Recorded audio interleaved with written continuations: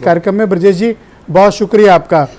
एक तो ये निकाय चुनाव के जो परिणाम आए हैं वो बीजेपी के लिए और विपक्ष को इसे किस तरह से लेना चाहिए, दूसरा विपक्ष खुद को तैयार करने की और हार से निकलने की जो कोशिश कर रहा है उसमें उन्हें क्या कामयाबी मिल सकती है, और पार्लियामेंट इलेक्शन में कोई अलायंस की पॉसिबिलिटीज है उत्तर प्रदेश में। ब्रजेश जी, यदि इस चुनाव का विश्लेषण करें तो काफी कुछ समझ में आता है कि विधानसभा चुनाव के बाद काफी परिवर्तन आपको देखने को मिले हैं इस चुनाव में। आप देखिए कि जिस ढंग से एकजुट होकर के मुस्लिम मतदाता समाजवादी पार्टी के साथ गया था, यदि इस चुनाव को देखें तो उसमें कहीं दरार दिखती है और इस बात की संभावना लग रही थी। कारण क्या है कि जब समाजवादी पार्टी बीजेपी को नहीं हरा पाई थी, इस तरह की सुखवाट हुई थी, मायावती इस बात का प्रयास कर रही थी कि किसी तरह ये समझाया जाए कि साहब दलित और मुस्लिम मिल करके समाजवादी ये भाजपा को हरा सकते हैं जी। अब आप देखिए कि सहारनपुर की मैं बात कर रहा हूं, सहारनपुर में एकजुट होकर मुस्लिम चला गया है बसपा के साथ। मेरठ जो अतुल प्रधान मुसलमानों के बीच हीरो हुआ करते थे, उनको मुस्लिम मोहल्लों में नहीं वो किया गया, बाकायदे वहां पर ओवैसी बहुत अच्छा चुनाव लड़े हैं।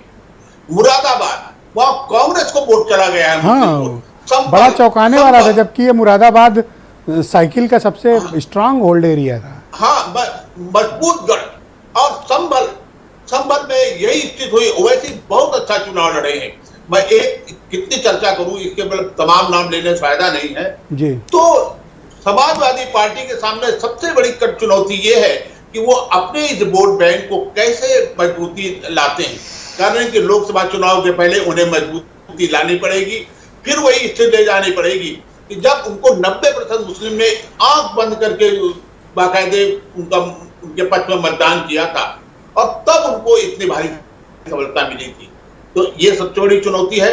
जहां तक मायावती के आक्रामक की बात है, उन्होंने पिछली बार विधानसभा में ब्राह्मण और दलित का एक फार्मूला निकाला था, लेकिन वो बुरी तरह फ्लॉप हुआ। उनको कोई सीट नहीं मिली, एक सीट मिली। अब उन्होंने एक नया प्रयोग निकाय चुनाव में किया है। निकाय चुनाव के जो तमाम पंचायतों जिला वो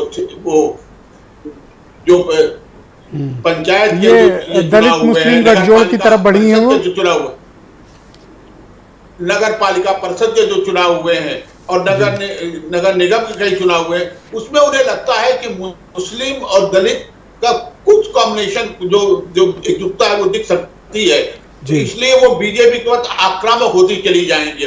अब आने वाले दिनों में देखिएगा वो सीधे हमला करेंगे बीजेपी पर, कारण उन्हें पर उनका जनाधार ब्रजेश जी हर चुनाव में खिसकता जा रहा है, वो अपनी जमीन खोती जा रही हैं।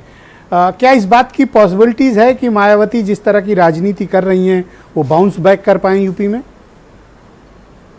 देखिए, कुछ क्षेत्रों में उनको सफलता मिल सकती है यदि वो लड़ाई लड़ती नहीं तो। यदि जो ये ट्रेंड अभी दिखा है, क्योंकि पश्चिम में एक अजीब तरह की राजनीति शुरू हुई है।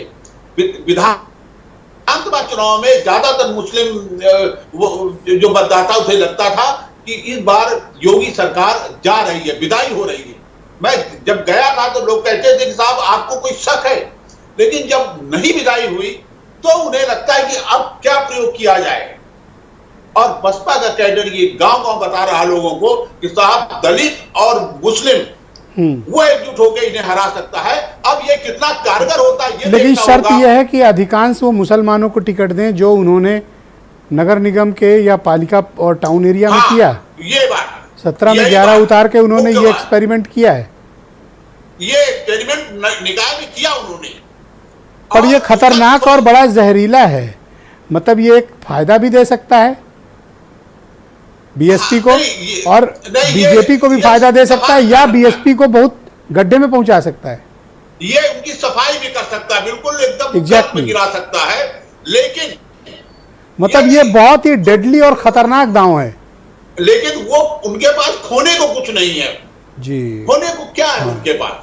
बहुत ठीक बात। एक विधानसभा सीट है तो वो प्रयोग के अलावा वो कर क्या सकती हैं, इसलिए ये प्रयोग करने के लिए उनकी व्यवस्था है। अब ये कितना सफल होगा कितना नहीं सफल होगा आज हम भविष्यवाणी नहीं कर सकते हैं, लेकिन ये प्रयोग होने जा रहा है, आने वाले दिनों में आपको दिखेगा। ओके, ब्रजेश जी हमारे साथ बने रहिए।